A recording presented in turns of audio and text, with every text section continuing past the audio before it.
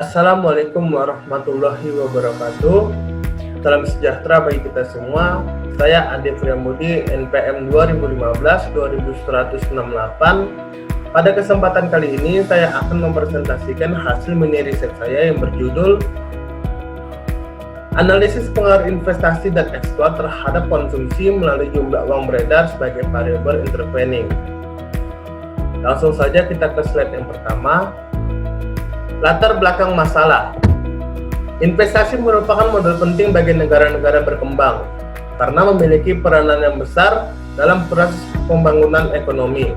Pembangunan ekonomi yang berkelanjutan akan menciptakan kegiatan-kegiatan produksi, membuka kesempatan kerja, dan meningkatkan pendapatan di dalam negeri sehingga akan meningkatkan pertumbuhan ekonomi.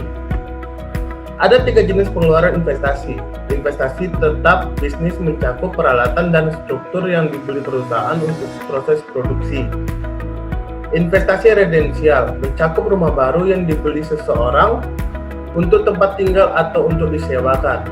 Investasi persediaan yaitu mencakup barang-barang yang disimpan di perusahaan di gudang, termasuk bahan-bahan dan barang jadi. Rumusan masalah dan tujuan penelitian. Rumusan masalah. Yang pertama, apakah investasi berpengaruh signifikan terhadap konsumsi melalui jumlah uang beredar sebagai variabel intervening? Yang kedua, apakah ekspor berpengaruh signifikan terhadap konsumsi melalui jumlah uang beredar sebagai variabel intervening? Tujuan penelitian. Yang pertama, menganalisis pengaruh investasi terhadap konsumsi melalui jumlah uang beredar sebagai variabel intervening. 2.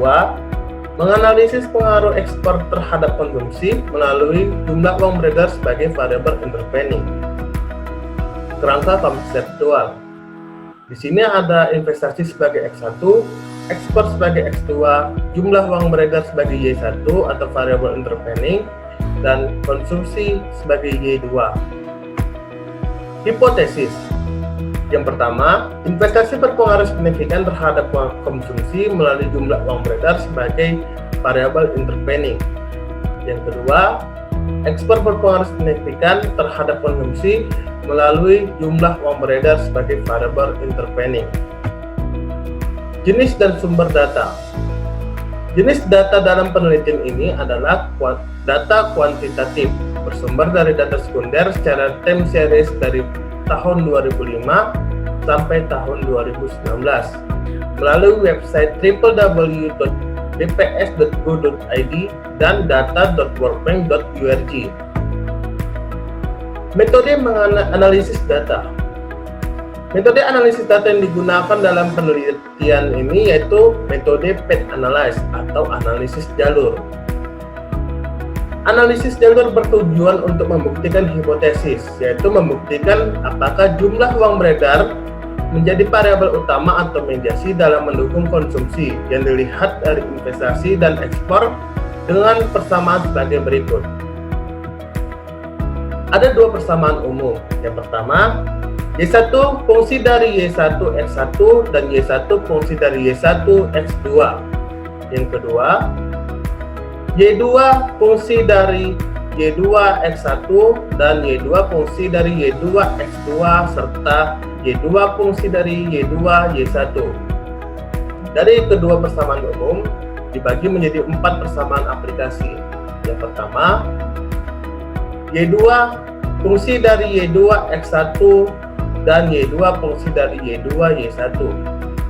Persamaan yang kedua, Y2 fungsi dari Y2 X2 dan Y2 fungsi dari Y2 Y1. Persamaan yang ketiga, Y1 fungsi dari Y1 X1. Persamaan yang keempat, Y1 fungsi dari Y1 X2. Di mana sini keterangannya Y1 jumlah uang beredar, Y2 konsumsi, Y1 X1 investasi, X2 ekspor, dan E error term atau tingkat kesalahan. Analisis jalur atau path analysis didukung oleh uji mediasi.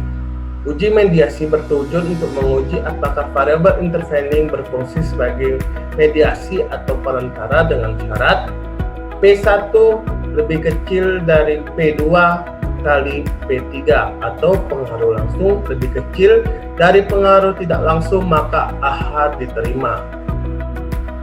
P1 lebih besar dari P2 kali P3 atau pengaruh langsung lebih besar dari pengaruh tidak langsung, maka AH ditolak.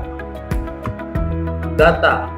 Saya ambil data dari tahun 2005 sampai tahun 2019 sebagai berikut.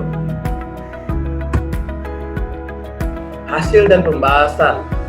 Hasil pengujian uji asumsi klasik. Yang pertama, uji normalitas data. Grafik histogram menunjukkan keseimbangan di tengah, dan grafik PP plot menunjukkan titik-titik sebaran data berada di sekitar garis diagonal, maka data dinyatakan berdistribusi secara normal. Uji multikolinearitas. Di sini kita lihat nilai toleransi X1 0,192 lebih kecil dari 0,5, X2 0,344 lebih kecil dari 0,5, Y1 0,323 lebih kecil dari 0,5, dan di sini ada nilai VIP X1 5,212 lebih besar dari 5, X2 2,908 lebih kecil dari 5, Y1 3,095 lebih kecil dari 5, maka data dinyatakan tidak terbebas dari masalah multikolinearitas atau tidak lulus uji multikolinearitas. Uji autokolerasi. Nilai DW atau Darwin-Watson sebesar 1,595 berada di antara 1 dan 3, maka data dinyatakan terbebas dari masalah autokorelasi atau lulus uji autokorelasi. Hasil analisis PET analysis dari persamaan pertama.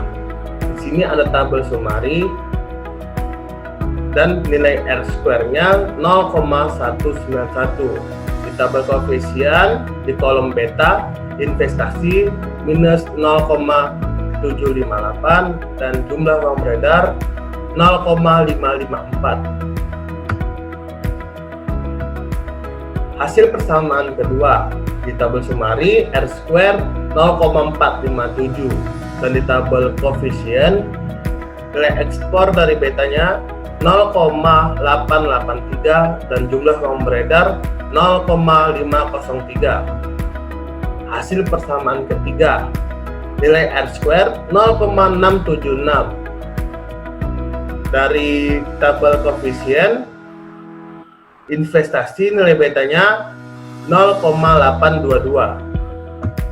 Hasil persamaan keempat nilai R-square-nya 0,419. Di tabel koefisien nilai beta ekspor minus 0,647. Interpretasi hasil PET analysis. Yang pertama, pengaruh investasi terhadap konsumsi melalui jumlah uang beredar sebagai variabel intervening. Besarnya pengaruh langsung investasi terhadap konsumsi atau P1 minus 0,758. Besar pengaruh tidak langsung investasi terhadap konsumsi melalui jumlah uang beredar yaitu P2 kali P3 atau 0,822 dikali 0,554 sama dengan 0,4553. Besarnya pengaruh total sebagai pengaruh mediasi investasi terhadap konsumsi melalui jumlah uang beredar atau pengaruh langsung ditambah pengaruh tidak langsung yaitu minus 0,758 tambah 0,4553, hasilnya minus 0,327. Kesimpulannya, nilai total sebagai pengaruh mediasi lebih besar dari nilai pengaruh langsung. dan lebih kecil dari pengaruh tidak langsung. Hasil perhitungan yang didapat menunjukkan nilai pengaruh langsung P1 sama dengan minus 0,758 lebih kecil dari nilai pengaruh tidak langsung atau P2 kali P3, yang dimana hasilnya 0,4553, maka AH diterima. Yang kedua, pengaruh ekspor terhadap konsumsi melalui jumlah uang beredar sebagai variabel intervening. Besarnya pengaruh langsung ekspor terhadap konsumsi atau P1 nilainya 0,883. Besarnya pengaruh tidak langsung ekspor terhadap konsumsi melalui jumlah uang beredar yaitu P2 kali P3 atau minus 0,647 dikali 0,503, hasilnya minus 0,325441. Besarnya pengaruh total sebagai pengaruh mediasi ekspor terhadap konsumsi melalui jumlah uang beredar atau pengaruh langsung ditambah pengaruh tidak langsung sama dengan 0,883 ditambah minus 0,325441, hasilnya 0,557559. Kesimpulannya, nilai total sebagai pengaruh mediasi lebih kecil dari nilai pengaruh langsung dan lebih besar dari pengaruh tidak langsung. Hasil perhitungan yang didapat menunjukkan nilai pengaruh langsung P1 hasilnya 0,883 lebih besar dari nilai pengaruh tidak langsung atau P2 kali P3, yang dimana hasilnya minus 0,325441, maka AH ditolak.